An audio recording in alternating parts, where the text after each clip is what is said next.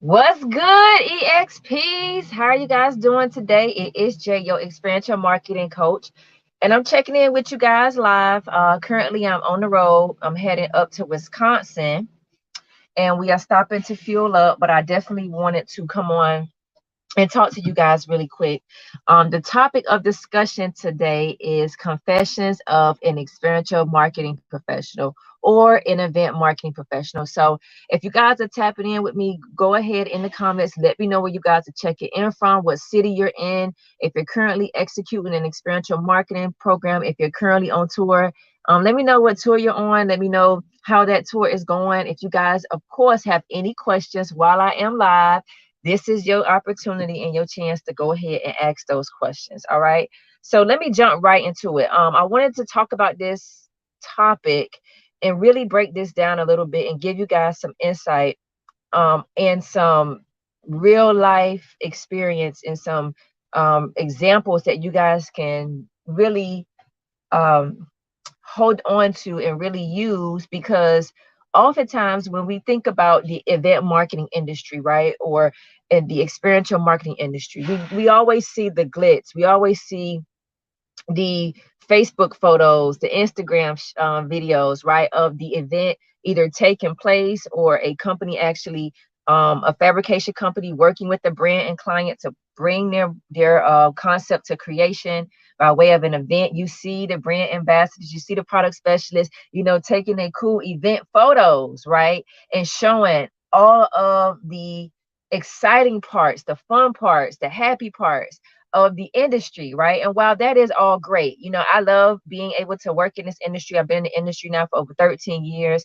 and I've been a part of some cool events and had the opportunity to launch some cool programs, some campaigns, and even take my own cool photos. So I know what it feels like to be at an event site and to have that memorable photo experience or that memorable consumer experience and build that brand awareness for a brand, for consumers and actually for the brand, right?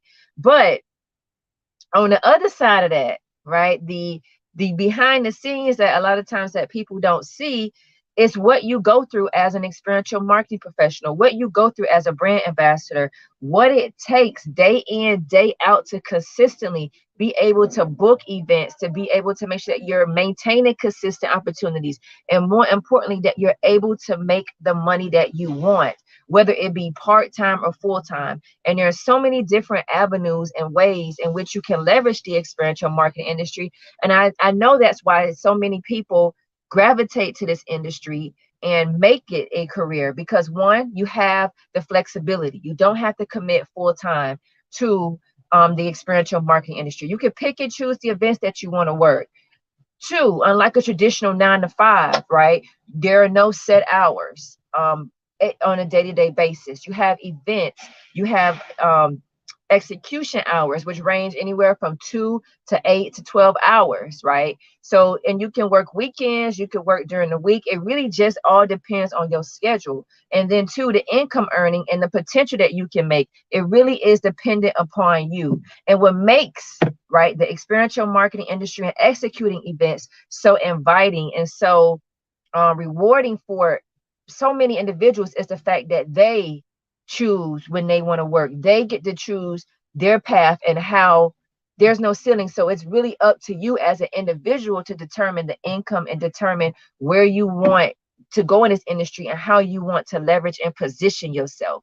And for so many, is extremely attractive. And that's why many individuals, such as myself and many other experiential marketing professionals, choose to make this their full-time career. But you don't start out that way, right? You start out really learning the industry. You may start out as a brand ambassador. You may get in the industry really just learning the ropes and finding your way in your niche and really understanding how you can leverage your current skills to move into the management positions or the higher paying positions within the experiential marketing industry. So there's so many different dynamics and so many different levels to the industry, but it's important, aside from the glitz and glam, aside from all the pictures and the events, right, that you get to work, that you guys understand that succeeding in this industry, obtaining the opportunities that you desire, it starts with you, right? And it starts with your ability to really know the industry and know how to leverage the industry. And I got my notes here that I definitely want to make sure that I stay on point and stay on task and hit on these key talking points. So first things first, you are already halfway to becoming an entrepreneur when you decide to work in the experiential marketing industry, because of the fact that it's going to be up to you to make the money and earn the income that you desire. So just like working your own business and being your entrepreneur, you have to have certain skills. You got to be able to work through challenges. You got to be able to multitask. You got to be able to make sure that you're, as a business owner, because yes, you're representing these brands, but you are also a brand in itself. And how do you convey your experience as an experiential marketing and experiential marketing professional? How do you ensure that you are marketing the skills that you have and that you are separating yourself from other individuals or other EXPs who are looking to obtain opportunities? Entrepreneurship and being your own business owner, it falls in line, and it requires a lot of the same characteristics and the same qualities. So you definitely have to understand that when you are executing events, when you're looking to take on becoming an entrepreneur and becoming an experiential marketing professional, those two things go hand in hand, right? And you definitely have to it's going to be times when you want to quit, guys. I'm here to tell you, it's going to be times when it's going to be slow. We're going into the slow season of the industry, and you're going to be like, you know what? Why am I here? Why am I executing events? What can I do to leverage my skills? Is it my resume? Is it my headshot? What are some of the things that I need to be doing to position myself for the opportunities that I desire? Becoming an entrepreneurship and owning your own business is the same. It requires a lot of the same things. So you really have to keep that in mind as you continue to navigate through the experiential marketing industry, and understand that on the back end, it's going to require some work from you. It's going to require you to consistently apply for opportunities, even when you don't feel like applying.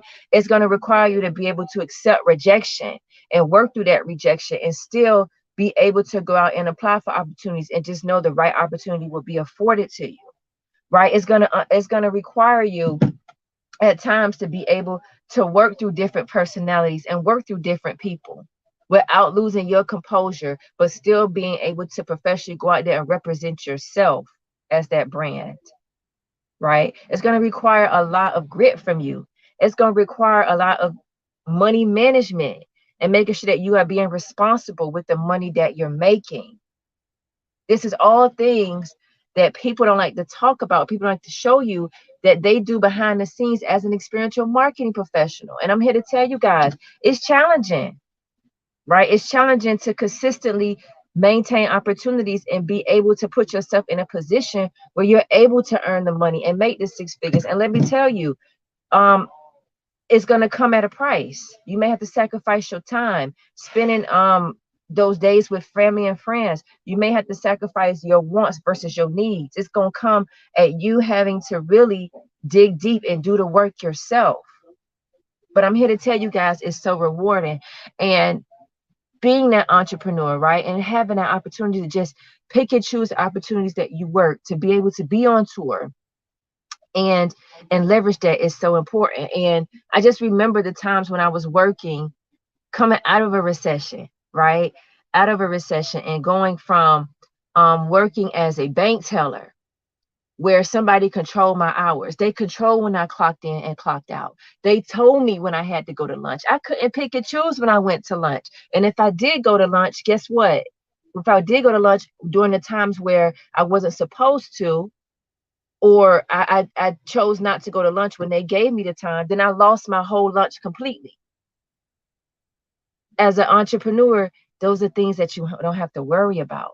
But you also have to understand that those things that you go through when you're working a 9 to 5, when you're sitting at your desk because you are overqualified and you've completed all the work that you need to complete that day, but now you are having to find busy work because you know if your boss or somebody comes around and says something to you, it's going to be a problem because you're not being productive. You're not looking at like you're doing work, right? These are all things as a 9 to 5 worker that you go through. And yes, The 9 to 5 path, it teaches you so many things. It teaches you oftentimes how to be a great business owner. You're able to see a corporate structure. You're able to see how a business is ran, how to effectively make sure that you, whenever you step out there and go from 9 to 5 to entrepreneur, that you are able to build the systems and know what you need to do to effectively have a business that is going to be successful or be profitable. So I'm not knocking a 9 to 5. I come from that. But I also got to a point where I had to look at myself and say, Jay, do I want this for myself? Do I want to go through this on a day-to-day basis, even though the American dream and what we were told is that going through and being a 9 to 5 worker was the American dream? A lot of us are not equipped and don't really have the skills to do that long term, and that is okay.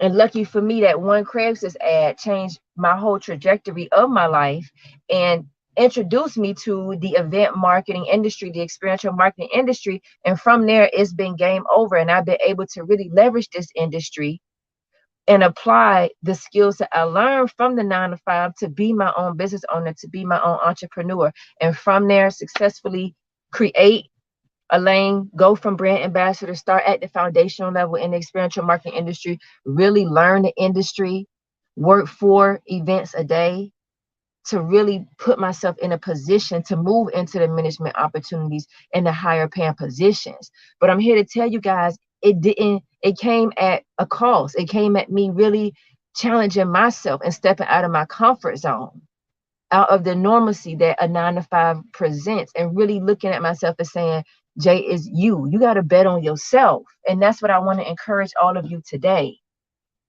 Confessions of being an experiential marketing professional and executing events is that at times you're going to have to dig deep and look within yourself,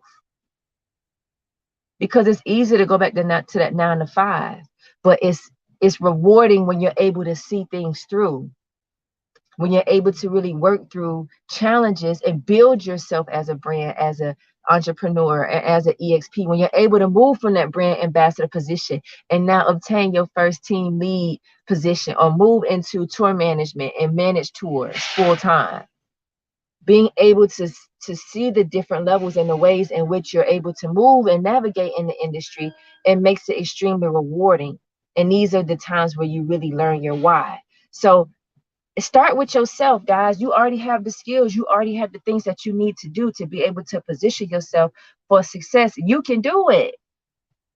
And just understand that if you're in this industry already, if you're executing events part-time, full-time, you already halfway on the path to entrepreneurship. It's just really about you taking the skills that you're learning, applying them, and determining, okay, what is my end all be all as an experiential marketing professional? Do I want to stay in this industry full time? Do I want to pivot and start my own business?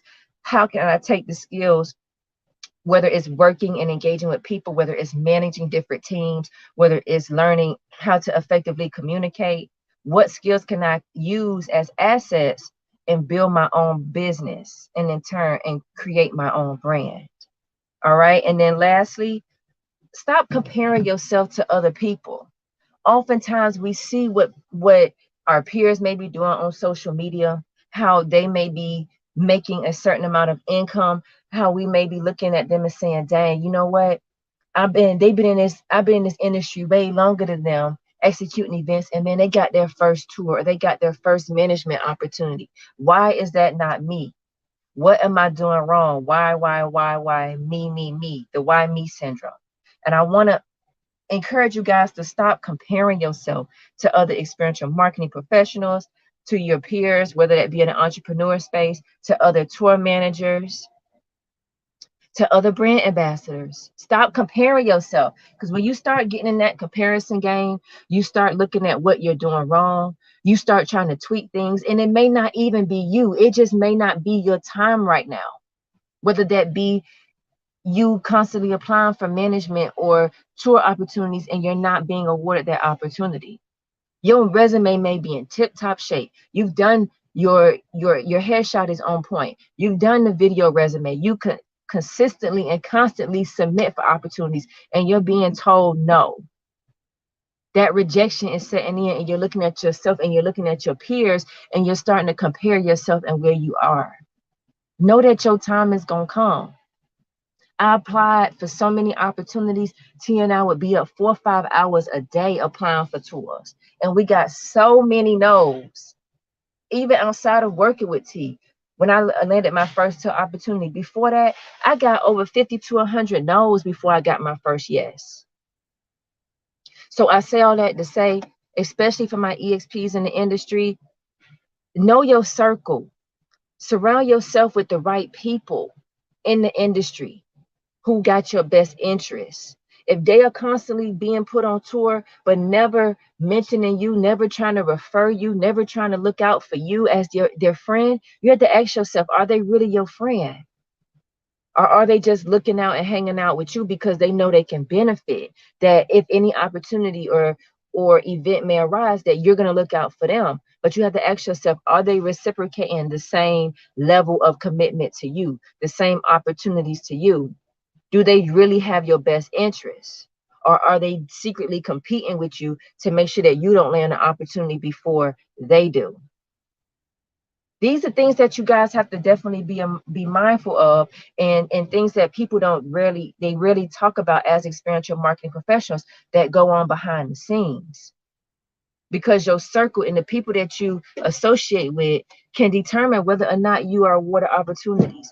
You know how many times I've worked with EXPs or wanted to hire an EXP, or an account manager has told me that they wanted to hire someone, but because they knew that they were friends with a certain professional in the industry who worked with them previously, who had a bad reputation or didn't manage the event correctly, they didn't hire them just off the strength of who they were referred by or the people that they were associated with.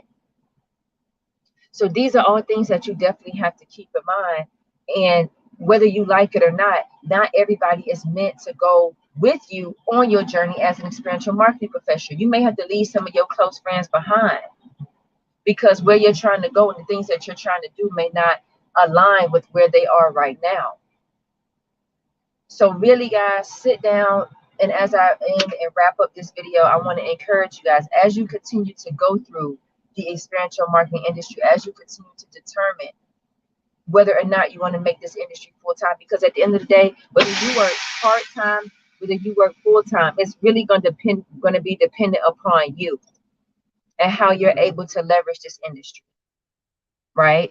But for all my college students, you're looking for a way part-time to earn additional money, this industry can work for you. Whether you are recent high school graduates, this industry can work for you. Whether you are looking to leave your 9 to 5 and you like, man, Jay, you know what? This is not for me.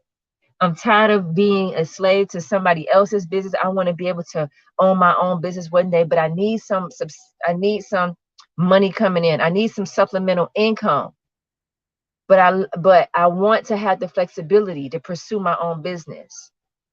This industry can work for you, right? Whether you are transitioning from a brand ambassador and you're like, okay, Jay, I want to move into management positions. I found my stride. This is what I want to do. I got to make this industry work for me.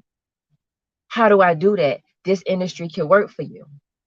But you have to ask yourself, are you willing and able to put the work in? Because it's not going to be easy. I'm going to say this again. The pictures are nice and they cute and they look good and they help you obtain the opportunities. But behind the scenes, you're going to have to put some work in to get to where you want to be as an experiential marketing professional and execute the events that you want and make the money that you want to work. Make the money that you want to make. It's going to require you putting some skin in the game and you really looking at yourself and asking yourself what and how much time do you want to commit to this industry, and how do you foresee yourself in the future being able to really leverage this industry and position yourself not only in the industry, but outside of the industry. Because this right here, this industry, the event and experiential marketing industry, will allow you to start the wheels churning and position yourself for life outside of the industry and entrepreneurship. And if the pandemic didn't teach you guys anything, it taught you. And I always talk about having that plan B, C, D, and E. So this industry, if you leverage it correctly, is going to teach you that. And I'm living proof starting as a brand ambassador, purchasing from there, making my money, saving my money, now owning real estate, having Airbnbs, to now pivoting into the trucking industry and leveraging my CDLA license. It's all up to you. But again, it starts with you. All right. So remember, guys, you are a brand within a brand, so represent yourself accordingly. That's important. Above all things, you are a brand. All right. And how you see yourself and position yourself is so important. So continue to follow me, guys, on YouTube. I am working to transition and really put systems and things in place to be able to serve you guys and give you guys the information and the insight that's going to prepare you as an experiential marketing professional, and more importantly, as an entrepreneur, as a brand within a brand. So continue to follow me here, subscribe to my YouTube channel. I got so many resources that's going to help you and position you for success in the industry at every position. And also, I'm going to be launching some things in the upcoming months. But if you guys want to continue to tap in with me, follow me here on YouTube, subscribe to my channel, because I got a lot of great things coming that's going to help you outside of the industry, but more importantly in the industry, to be able to leverage and position yourself for success in the industry. All right. So thank you guys for tuning in today. I hope this message inspires some of you to really just get the ball churning and to really understand that you got to leverage your skills, right? It starts with you. And don't get so caught in the glitz and glam of the experiential marketing industry without understanding that you got to put the work in first. All right. This is Jay, your experiential marketing coach. You guys have a great rest of your week, and I'll tap in with you later. Bye.